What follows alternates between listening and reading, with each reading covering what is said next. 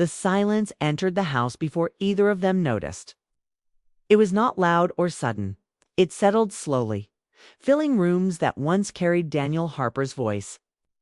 After the funeral, after the visitors stopped coming, after the sympathy messages faded. The house in a quiet Oregon neighborhood felt too large for two people who barely knew how to exist together. Emily Harper woke early every morning. She followed habits because habits gave her shape. Coffee at 6, a shower at 6:30, work by 8. She avoided looking at Daniel's empty side of the bed. Grief lived there, heavy and patient. Lucas Harper slept late. He'd finished college months earlier and returned home with plans that never formed.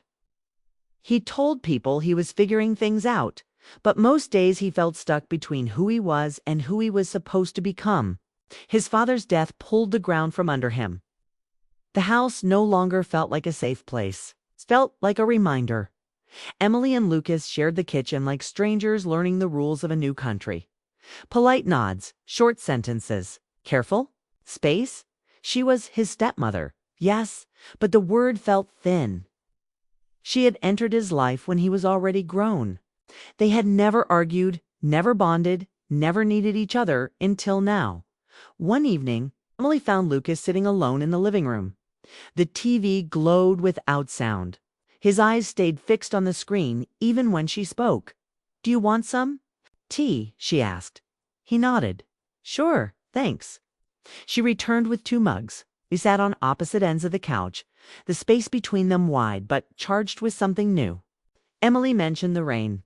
Lucas answered. The talk drifted to Daniel, then stopped. Neither knew how long it was okay to speak about the dead. Lucas broke the quiet. "He used to sit here," he said. "Always complained about the couch." Emily smiled before she could stop herself. Said it was too soft, like it swallowed him. Lucas laughed softly. It surprised both of them. The sound felt wrong and right at the same time. That night changed something. After that, small moments kept pulling them together. Late dinners, shared rides to the grocery store, conversations that started about practical things and ended somewhere deeper. Emily noticed Lucas had learned patience from his father. Lucas noticed Emily carried her sadness with grace, never asking for pity. They were careful. They did not touch. They did not linger too long. But their words became honest in ways neither expected. Emily talked about her first marriage, how lonely it felt to be unseen. Lucas talked about pressure, about fear of becoming nothing special. They listened. They remembered details. That was the danger. One night the power went out during a winter storm. The house fell into darkness, broken only by candles Emily lit from a drawer. Shadows moved across the walls. The storm trapped them inside, alone with their thoughts. They sat at the dining table, closer than usual. The quiet felt heavier without electricity to distract them. "This house feels different now," Lucas said. Emily nodded. "It does." He hesitated, then asked, "Do you ever feel lost?" She looked at him, really looked at him. He was no longer a boy. He was a man carrying grief, confusion, and quiet strength. She answered honestly, "All the time." There. Eyes held longer than they should have. Emily felt her chest tighten. She stood abruptly, pushing her chair back. "This isn't okay," she said. Lucas did not argue. He only said, "I know." But knowing did not erase the feeling. That night, Emily lay awake, her mind racing. She replayed moments she should not have noticed. The way Lucas's voice softened when he spoke to her. The way she felt seen in his presence. She told herself it was grief playing tricks. Loneliness creating illusions. Still, her heart refused. To calm the next morning, Emily became distant. She left early. She came home late. She avoided being alone with Lucas. She believed distance would solve everything. Lucas felt it immediately. He watched her retreat like someone closing a door quietly, hoping no one would hear. The loss felt sharp. He did not want romance. He wanted connection. He wanted honesty. One afternoon, he found Emily in the backyard, trimming plants that didn't need trimming. Her movements were tense. "Did I do something wrong?" he asked. Emily froze. She put down the scissors. "No." "Then why does it feel like you're disappearing?" She closed her eyes briefly. When she opened them, her expression was tired but sincere, because some things can't be allowed to grow. Lucas swallowed. "Even if they're real?" She met his gaze, especially then. They stood there, understanding each other without saying more. That understanding scared Emily more than denial ever could. Over the next weeks, they found a careful balance. Honest talk, firm boundaries. They spoke about feelings without feeding them. They admitted attraction without letting it rule them. It was painful, but it was grown. Emily started planning her move. A small apartment, closer to work, a clean break. Lucas helped her pack. They joked lightly, avoiding the truth sitting between every box. On her last night, the house felt hollow again. They stood near the door, surrounded by packed memories. "I'm proud of you," Emily said. "You're stronger than you think." Lucas nodded. "So are you." They hugged briefly. No longing hands. No broken rules. Just two people choosing restraint. When Emily drove away, both of them knew the story would stay with them. Not as shame. Not as regret. But as proof that feelings alone do not define us, choices do. And in that quiet house, the silence finally felt earned. Emily's new apartment was small, clean, and quiet. It sat above a bakery in a calm Portland street. Every morning, the smell of bread floated through her window. She told herself this was what starting over felt like. Fresh air, new sounds. No memories waiting in corners. The first week passed quickly. Boxes were unpacked, routines rebuilt. Emily filled her evenings with work, walks, and books she barely read. She avoided thinking about the house she left behind. Not she avoided thinking about Lucas, but distance does not erase feelings. It only gives them space to echo. Lucas returned to an empty home that no longer felt like home. The rooms felt unfinished without Emily's quiet presence. He focused on job interviews, gym sessions, and long drives with music turned up too loud. He told himself he was moving forward. Sometimes. He almost believed it. They stayed in touch, but carefully. Short messages, simple updates, nothing personal, nothing dangerous. Birthdays, holidays, weather. Safe topics that kept the truth at a distance. Months passed. Emily started seeing someone new. His name was Mark. He was polite, predictable, and emotionally available. He brought flowers, he asked questions, he made plans.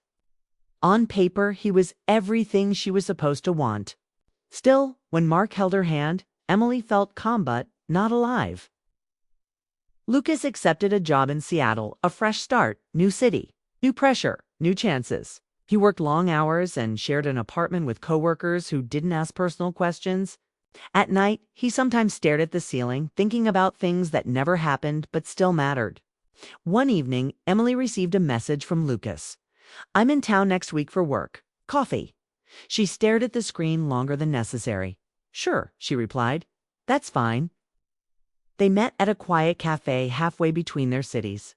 Neutral ground, public space, safe rules. When Lucas walked in, Emily barely recognized him at first. He looked older, more confident, still familiar in ways that made her chest tighten. They smiled, hugged briefly, sat across from each other with coffee between them like a boundary. They talked fast, catching up. Jobs, cities, life changes. The words flowed easily, like no time had passed. Emily noticed how focused Lucas was when she spoke. Lucas noticed.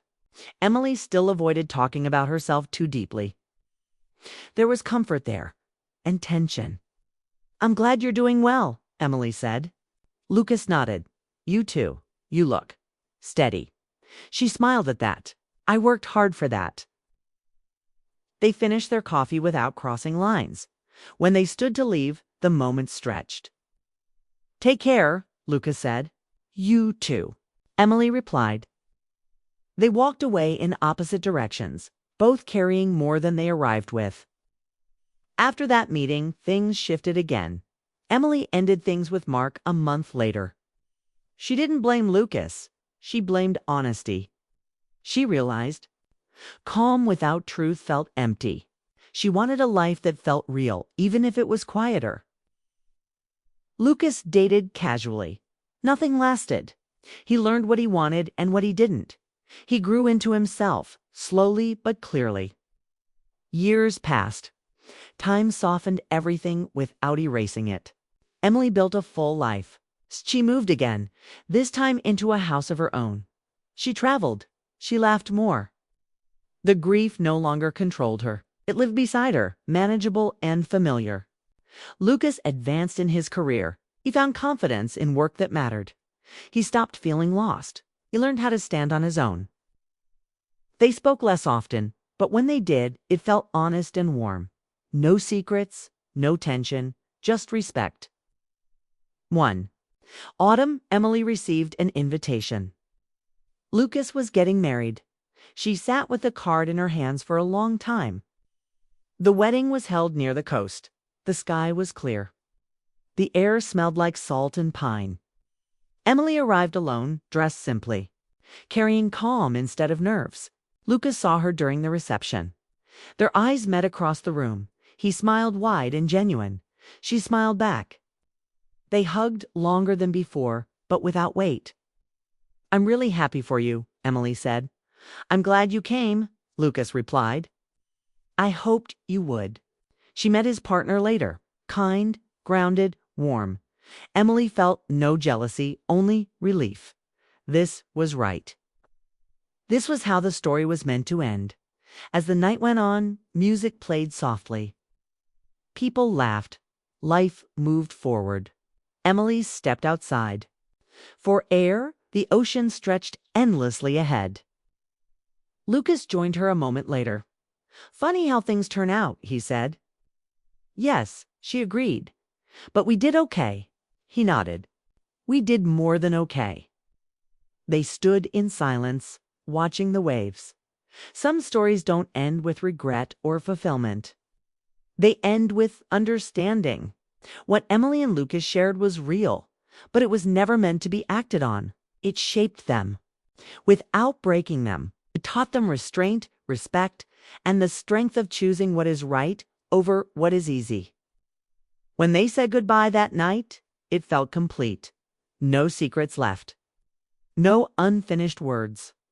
Just a people who once stood close to a lion and chose to step back. In doing so, they found peace.